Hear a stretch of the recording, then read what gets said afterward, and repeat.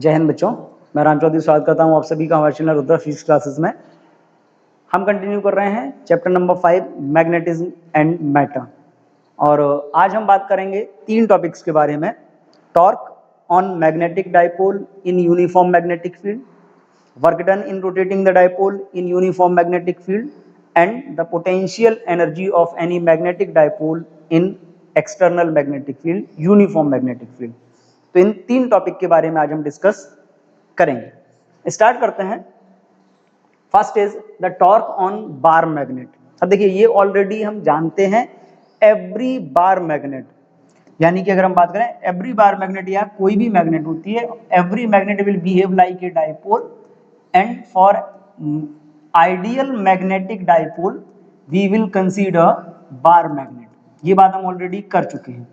जो बार मैग्नेट है उसी को हम क्या मानते हैं, मैग्नेटिक डाइपोल कंसीडर करते हैं। और ये अकेला बार मैग्नेट के केस में नहीं है, मैग्नेट्स जितने भी होते हैं हर मैग्नेट क्या होता है, डाइपोल ही होता है।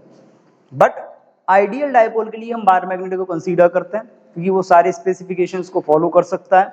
दोनों जो नॉर्थ और साउथ होते हैं वो क्लियरली सेपरेटेड होते हैं और स्मॉल डिस्टेंस पर भी होते हैं, इसलिए हम बार मैग्नेट को क्या मानते हैं, हम एक मैग्नेटिक डाइपोल मानते हैं। अब इसी मैग्नेटिक डाइपोल पे लगने वाले टॉर्क की हम बात करेंगे। Suppose there is uniform magnetic field, हम एक यूनिफॉर्म मैग्नेटिक फील्ड मानते हैं। ये है यूनिफॉर्म फील्ड है, तो हम कैसी लाइन से रिप्रेजेंट करेंगे, पैरेलल से रिप्रेजेंट करेंगे, क्योंकि ये प्रॉपर्टी हम ऑलरेडी पढ़ चुके हैं कि फील्ड अगर यूनिफॉर्म होता है, लाइंस कैसी होती है, पैरेलल। तो हमने पैरेलल लाइन से इस फील्ड को रिप्रेजेंट किया है, and the strength of this field is B. हमारे पास एक बार मैग्नेट है, एक मैग्नेटिक डाइपोल है, जिसको हमने इसमें कैसा रखा हुआ, मान लीजिए ये एक बार मैग्नेट था, और इस बार मैग्नेट को हम इस यूनिफॉर्म मैग्नेटिक फील्ड में कुछ इस टाइप से रखते हैं कि इस मैग्नेट के जो पोल्स है, मान लीजिए ये पोल है आपका साउथ पोल है, ये पोल मान लीजिए आपका नॉर्थ पोल है। ठीक, जब हम इस डाइपोल को या इस बार मैग्नेट को इसमें रखेंगे तो अब देखिए मैग्नेट है नॉर्थ और साउथ, अगर हम इसके डाइपोल मूवमेंट की बात करें तो इसका जो डाइपोल मूवमेंट होगा, जो मैग्नेटिक डाइपोल मूवमेंट होगा इस बार मैग्नेट का, वो किधर से किधर होगा, that is from south to north. जो मैग्नेटिक डाइपोल मूवमेंट होता है एम वेक्टर, उसकी डायरेक्शन क्या होती है, साउथ से नॉर्थ की तरफ। ठीक, हमने जो बार मैग्नेट लिया है या जो मैग्नेटिक डाइपोल लिया है, suppose we will place this bar magnet in the magnetic field so that its magnetic moment will make an angle theta with the direction of magnetic field। कि हमने इस type से रखा है कि इसका जो मैग्नेटिक मूवमेंट है या जो डाइपोल मूवमेंट है वो मैग्नेटिक फील्ड के साथ कितना एंगल क्रिएट करता है, थीटा। अब यहां पे देखिए, when we will place the bar magnet in external magnetic field then its pole will experience force। तो जैसे ही हम इसको रखेंगे तो इसके नॉर्थ पोल पे भी फोर्स लगेगा और साउथ पे भी फोर्स लगेगा। ये बात तो कॉमन है, कोई भी मैग्नेटिक पोल जब एक्सटर्नल मैग्नेटिक फील्ड में रखा जाता है then it will experience a force. अब यहाँ पर तो बार मैग्नेट है, मैग्नेटिक डाइपोल है, दोनों पोल है, तो यहाँ पे दोनों पोल्स पे क्या होगा, फोर्स लगेगा। अब अगर हम फोर्स की बात करते हैं तो यहाँ पे देख लीजिए, अगर हम फोर्स को फाइंड करना चाहें तो क्या होगा, now force on pole of magnet, pole of magnet, magnet के पोल पे कितना फोर्स लगेगा, तो फोर्स के लिए आपने फॉर्मूला पढ़ा है, F इज इक्वल क्या होता है, M इंटू बी। ठीक, अब आप कहोगे M इंटू बी कहां से आया, तो M इंटू बी के लिए भी एक फॉर्मूला, देखो आपने पोल स्ट्रेंथ की जब बात की तो पोल स्ट्रेंथ के लिए आपने फॉर्मूला पढ़ रखा है, M is equal F upon B, यानी कि अगर हम यहां से F की बात करते हैं तो F इज इक्वल क्या हो जाएगा, M इंटू बी। ये जो आपका M है, M is magnetic pole strength, M क्या है, पोल की स्ट्रेंथ है, तो इतना फोर्स लगेगा। बट यहां पे जो पोल्स की हम बात कर रहे हैं बेटा, तो एक पोल तो नॉर्थ है और एक कैसा है, साउथ। तो जब नॉर्थ पोल पे फोर्स लगेगा और जो साउथ पोल पे फोर्स लगेगा, those are equal in magnitude but they are opposite in direction. Force कैसे होंगे, इक्वल होंगे, बट डायरेक्शनली कैसे होंगे, अपोजिट होंगे।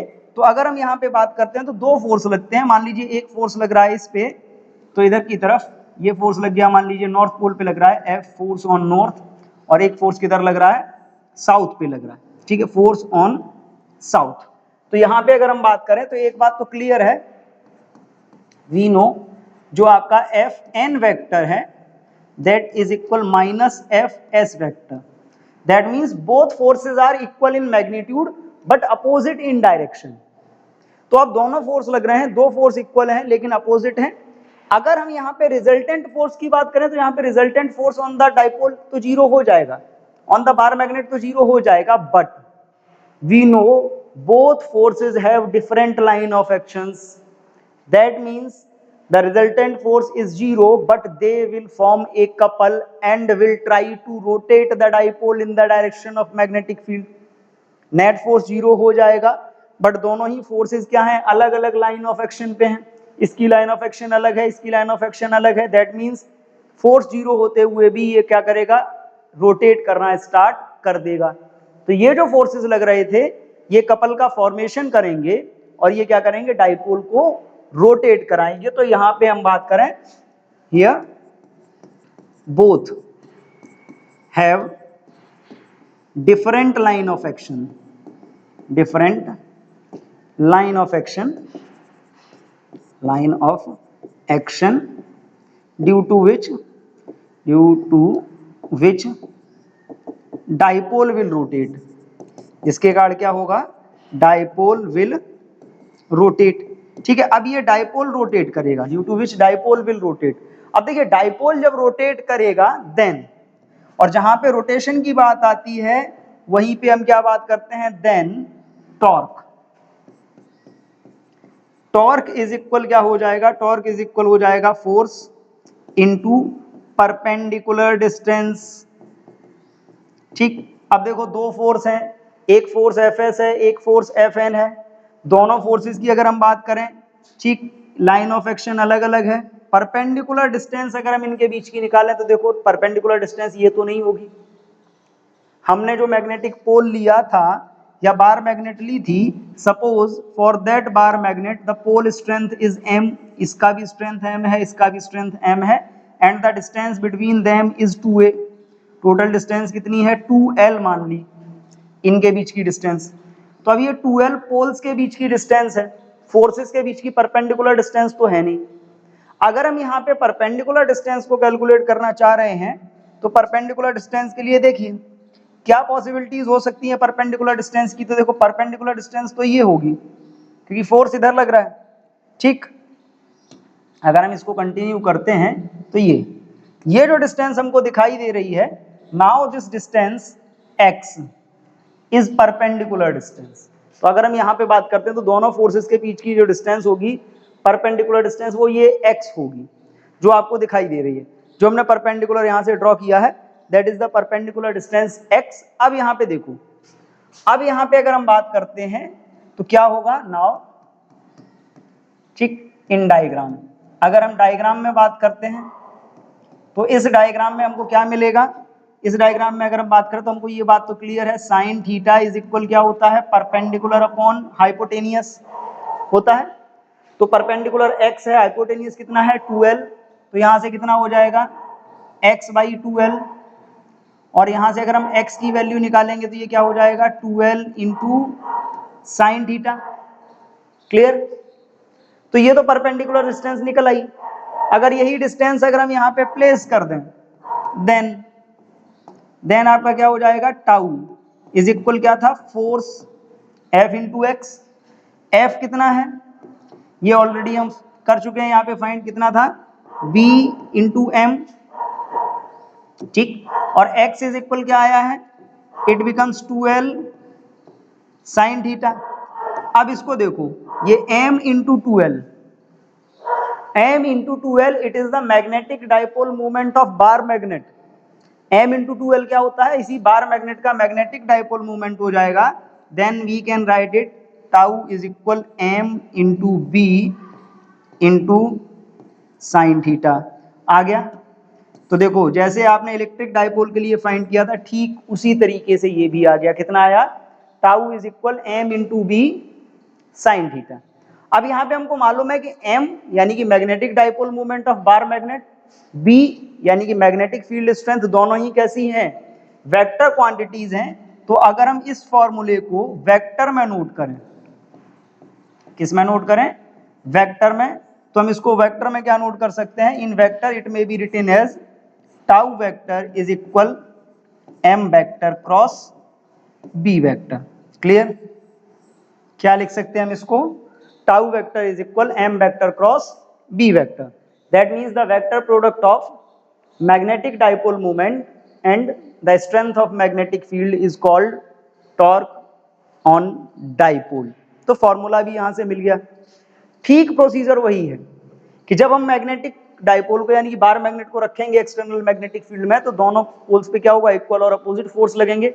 नेट फोर्स तो जीरो हो जाएगा, but they have different line of actions due to which it will rotate. अलग अलग लाइन में होने कारण क्या करेगा, डाइपोल रोटेट करेगा। और जब ये डाइपोल अलग अलग लाइन में होने कारण रोटेट करेगा, in that case we have to find the torque. और टॉर्क का फॉर्मूला क्या होता है, फोर्स इनटू परपेंडिकुलर डिस्टेंस। तो फोर्स इनटू परपेंडिकुलर डिस्टेंस हमने वो भी फाइंड कर लिया। डायग्राम में परपेंडिकुलर डिस्टेंस कितनी आ रही है, 2l sin थीटा, वैल्यू रखी, आ गया। अब यहां पे देखो टॉर्क आ गया। अब इसी टॉर्क से अगर हम बात करें तो कंडीशंस बनती हैं इक्विलिब्रियम ऑफ मैग्नेटिक डाइपोल की। ठीक, पहली बात तो देखो इक्विलिब्रियम की जब आप बात करते हो तो जो इक्विलिब्रियम है वो दो टाइप की होती है। ठीक, एक इक्विलिब्रियम तो होती है जिसको बोलते हैं ट्रांसलेशनल।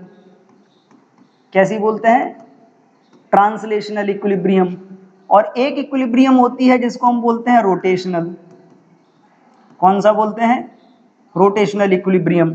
ठीक, अब देखो ट्रांसलेशनल इक्विलिब्रियम में क्या होता है, ट्रांसलेशनल इक्विलिब्रियम तब बनती है जब net force on the dipole कितना होगा, जीरो। और ये बात तो सही है कि डाइपोल पे नेट फोर्स तो हमेशा से ही जीरो होता है। दो इक्वल और अपोजिट फोर्स लगते हैं, किसी भी कंडीशन में वो जीरो रहेगा, दैट मींस वो तो इक्विलिब्रियम में हो गई होगा। ट्रांसलेशनल तो हमेशा फॉलो होगा डाइपोल का। बट जब हम रोटेशनल की बात करते हैं तो रोटेशनल इक्विलिब्रियम की कंडीशन होती है कि जो नेट टॉर्क है वो कितना होगा, जीरो होना चाहिए। नेट टॉर्क के जीरो होने का मतलब क्या है, it may be written as M B sine theta is equal zero. और एम बी साइन थीटा के जीरो होने का मतलब है कि साइन थीटा कितना होगा, जीरो। दैट मीन्स थीटा में भी 0 डिग्री। और दो ऑप्शंस आपको मिल सकते हैं, दो कंडीशंस मिल सकती हैं कि थीटा में भी 0 डिग्री और थीटा में भी 180 डिग्री। ठीक, एक तो थीटा 0 डिग्री मिल गया आपको और दूसरा थीटा कितना मिल रहा है, 180 डिग्री। तो इक्विलिब्रियम की ये दो कंडीशंस आपको मिल गई। अच्छा, अब इन दो कंडीशंस में देख लीजिए, एक 0 डिग्री है और एक 180 डिग्री है। अगर हम 0 डिग्री की बात करते हैं तो देखो 0 डिग्री पे क्या होगा। अब इस इक्विलिब्रियम में भी दो कंडीशन बनती हैं। एक होती है जिसको बोलते हैं स्टेबल इक्विलिब्रियम। क्या बोलते हैं, स्टेबल इक्विलिब्रियम।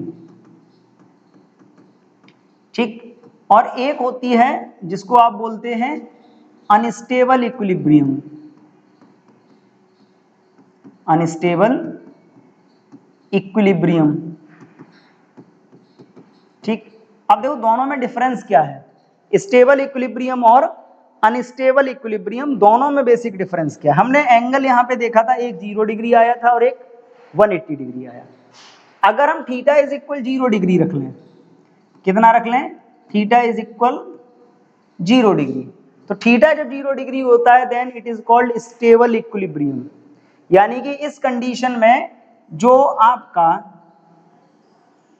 बार मैग्नेट होगा that is placed parallel to the direction of magnetic field. यानी कि जो आपका बार मैग्नेट होगा या जो मैग्नेटिक डाइपोल होगा वो मैग्नेटिक फील्ड के पैरेलल हो जाएगा। पैरेलल होने का मतलब क्या है, नॉर्थ इधर होगा और साउथ इधर होगा।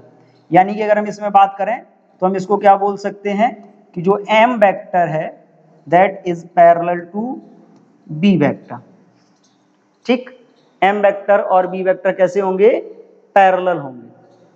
ठीक, अब पैरेलल हो गए तो इसको बोलते हैं स्टेबल इक्विलिब्रियम। दोनों के बीच का एंगल कितना होगा, 0।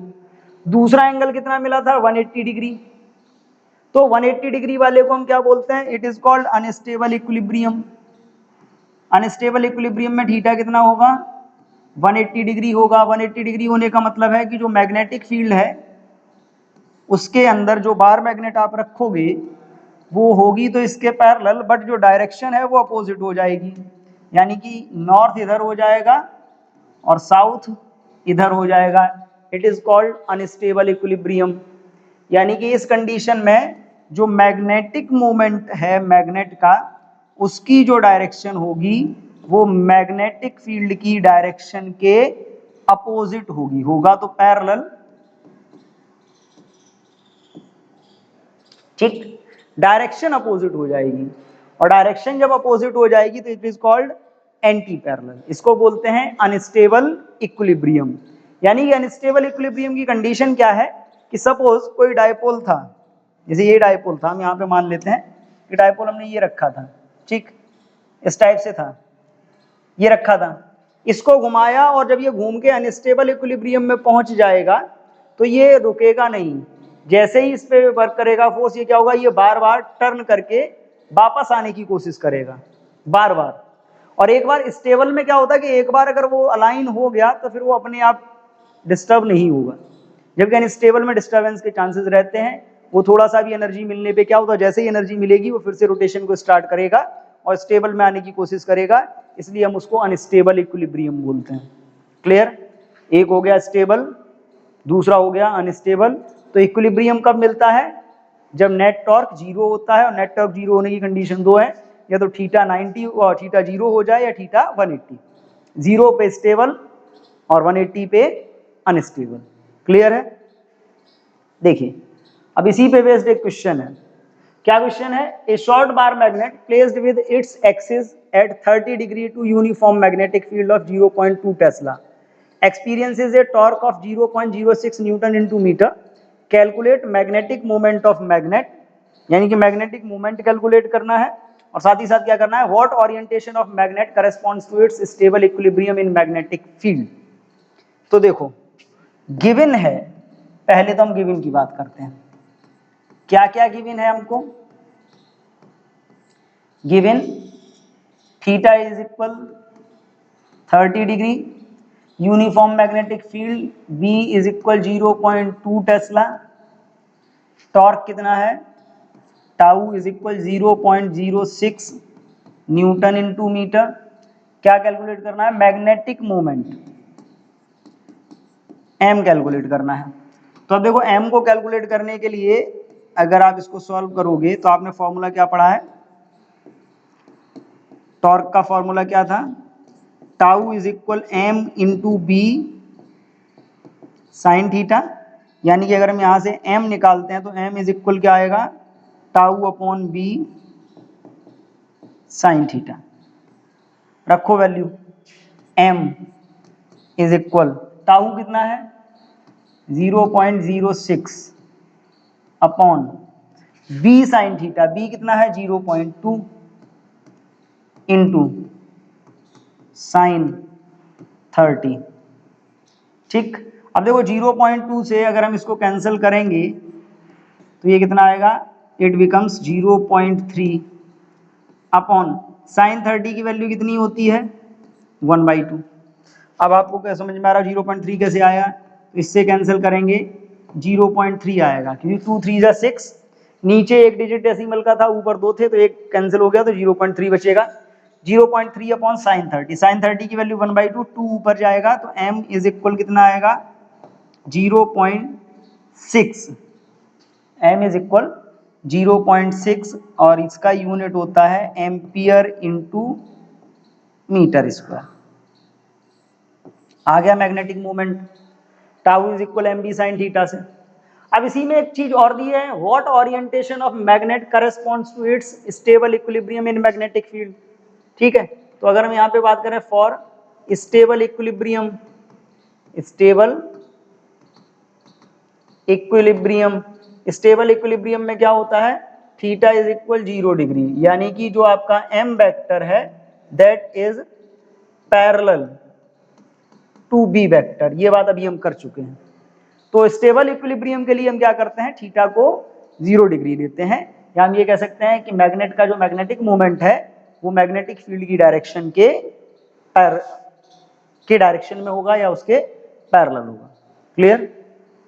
मूव करते हैं नेक्स्ट।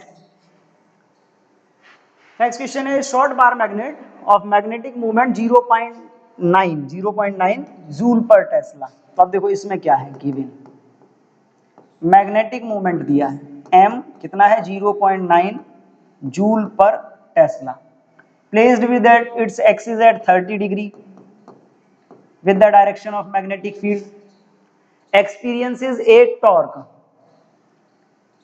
टॉर्क कितना है 0.063 joule. Calculate the magnitude of magnetic field, B calculate करना है, ठीक। In which orientation will the bar magnet be stable, be in stable equilibrium in magnetic field. देखो स्टेबल इक्विलिब्रियम वाला फिर से आ गया, तो स्टेबल इक्विलिब्रियम के लिए ओरिएंटेशन कितना होगा 0 डिग्री होगा, तो वो तो हमारा फिक्स है, वो हमको मालूम है। फिलहाल के लिए अगर हम बात करते हैं तो अभी हम क्या कह सकते हैं, अगर हम इसको सॉल्व करें तो फॉर्मूला आपने क्या पढ़ा है, tau is equal M into B sine theta. Tau कितना है 0.063 इज इक्वल एम कितना है 0.9, ठीक, इंटू बी इंटू साइन 30, ठीक। अगर हम b की वैल्यू इसको और सॉल्व कर लेते हैं तो ये कितना हो जाएगा, इसको अगर कैंसिल करोगे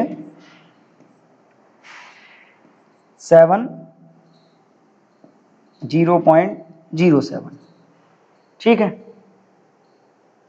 0.07 आएगा।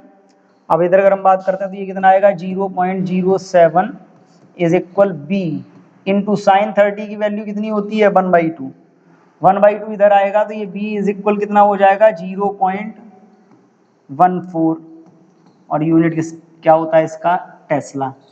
अगेन अगर हम वही बात करते हैं किसके लिए, तो बहुत कॉमन सी चीज है कि फॉर स्टेबल इक्विलिब्रियम,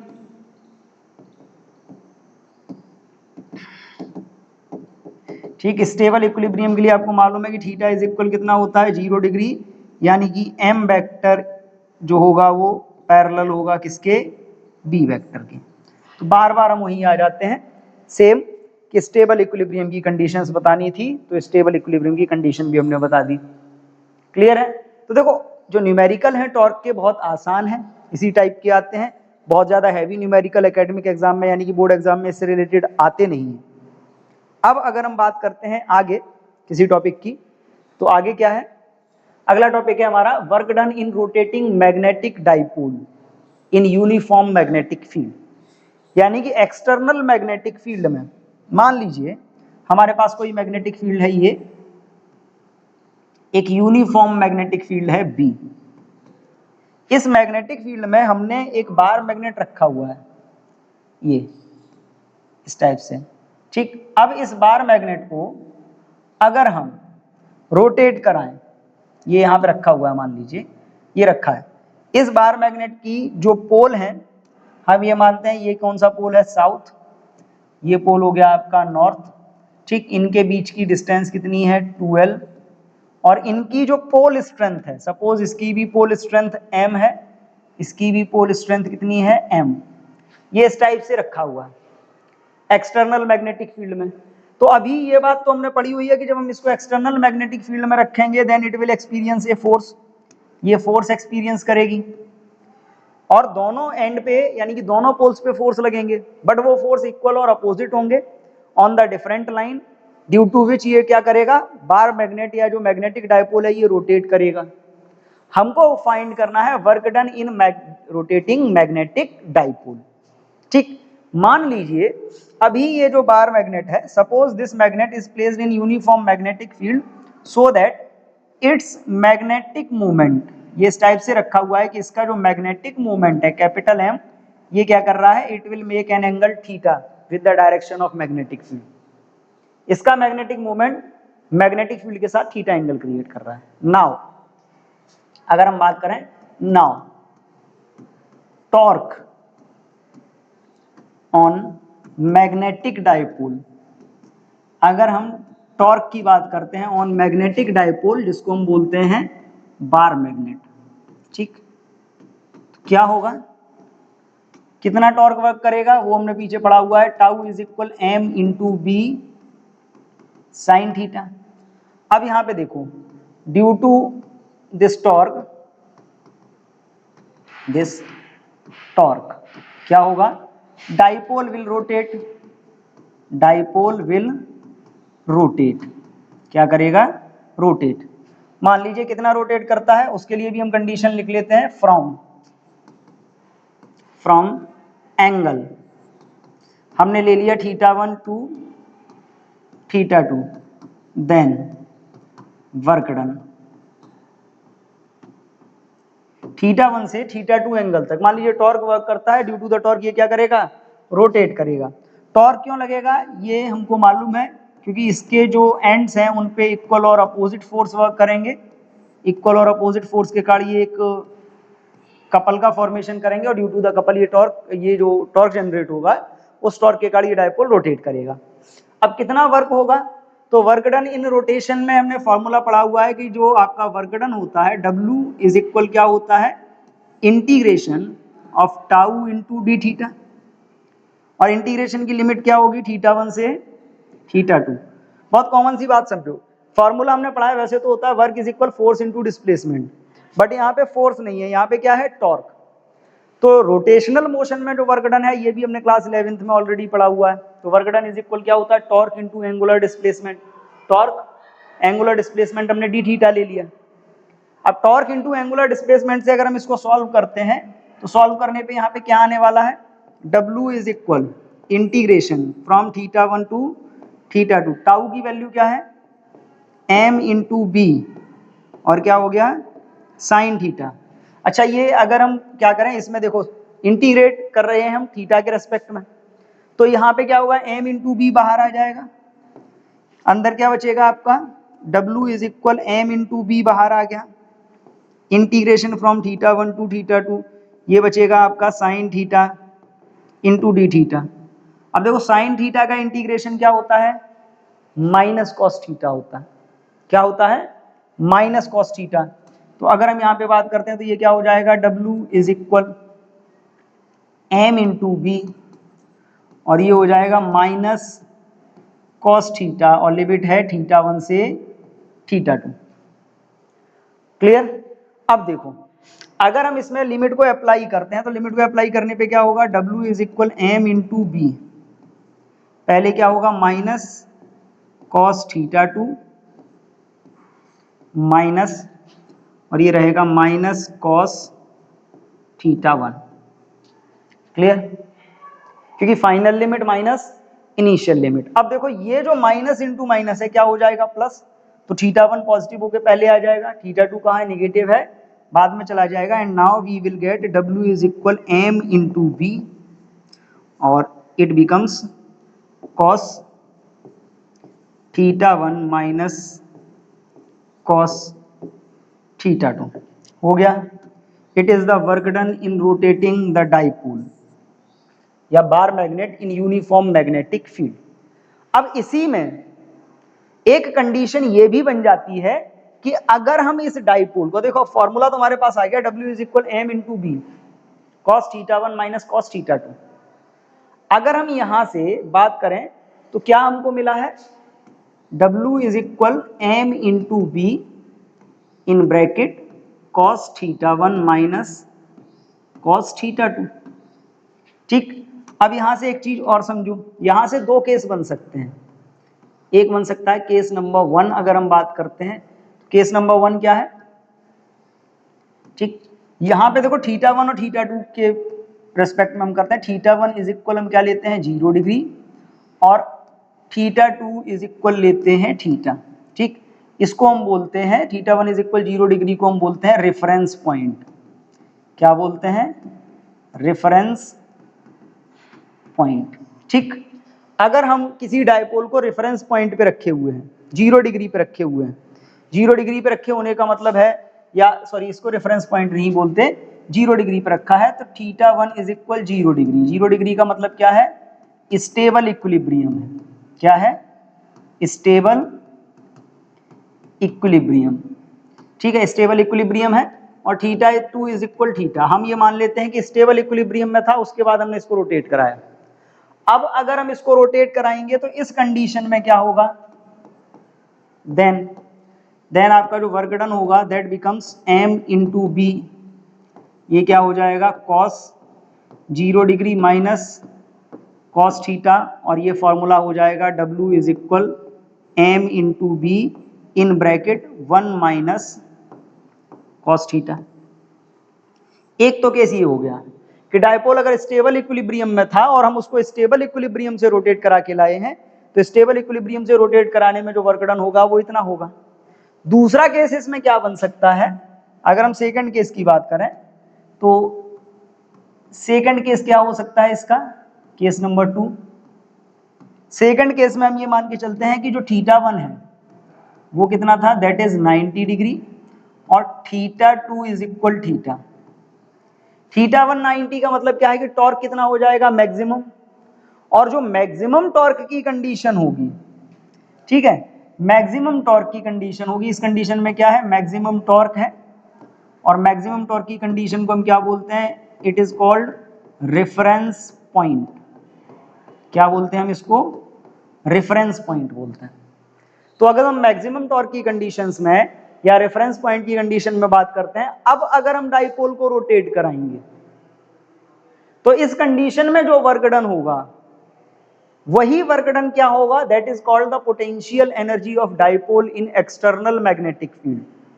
इस कंडीशन में, यानी कि अगर हम 90 डिग्री से रोटेट करा के लाते हैं तब जो वर्क डन होता है that work is called potential energy.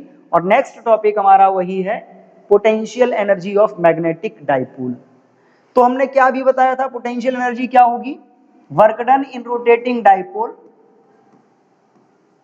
Work done in rotating magnetic dipole from reference point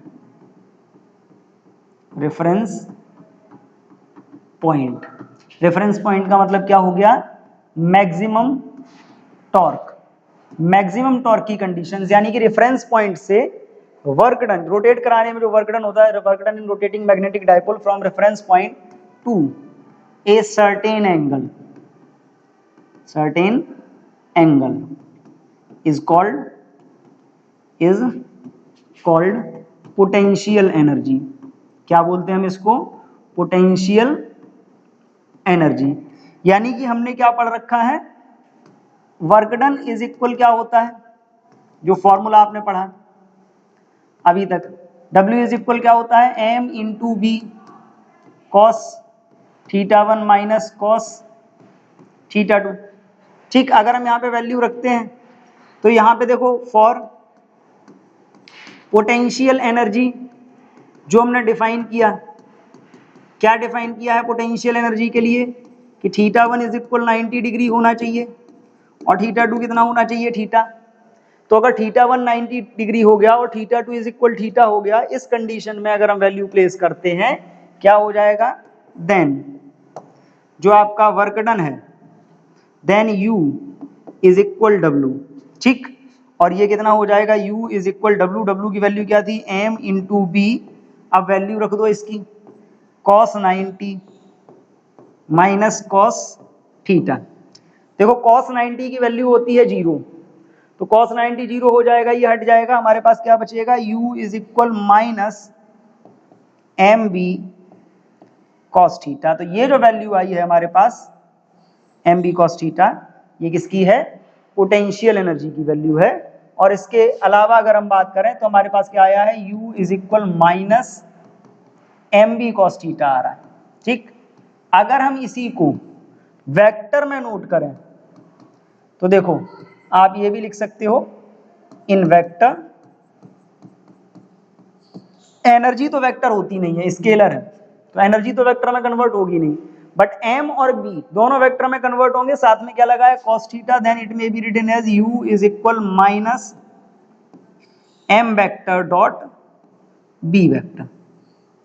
clear है, यानी कि स्केलर प्रोडक्ट निगेटिव, वो भी कैसा होगा, negative scalar product of magnetic movement and magnetic field strength is called potential energy of dipole. तो simple सी condition है कि जो वर्क डन का फॉर्मूला था W is equal M B cos theta 1 minus cos theta 2, इसी में हम एक कंडीशन अप्लाई कर देते हैं कि रेफरेंस पॉइंट पे रखा था डाइपोल इनिशियली, और रोटेट करके अगर थीटा एंगल पे आ रहा है तो एन जो वर्क होगा that work is called potential energy. और उसी से हमने फाइंड कर लिया, क्या आया है, U is equal I minus M B cos theta, या U is equal minus M vector dot B vector. Clear है?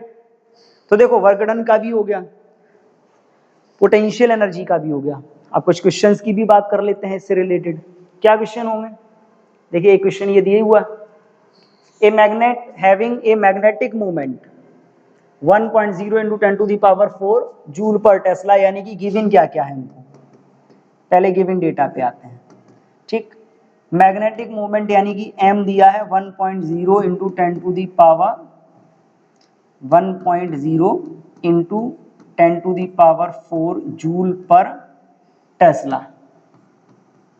ठीक, free to rotate in horizontal plane where a magnetic field, कितना है मैग्नेटिक फील्ड एग्जिस्ट कर रहा है, 4 into 10 to the power minus 5 tesla. Find the work done in rotating the magnetic slowly from a direction parallel to the field to the direction magnet होगा, direction 60 degree from the field.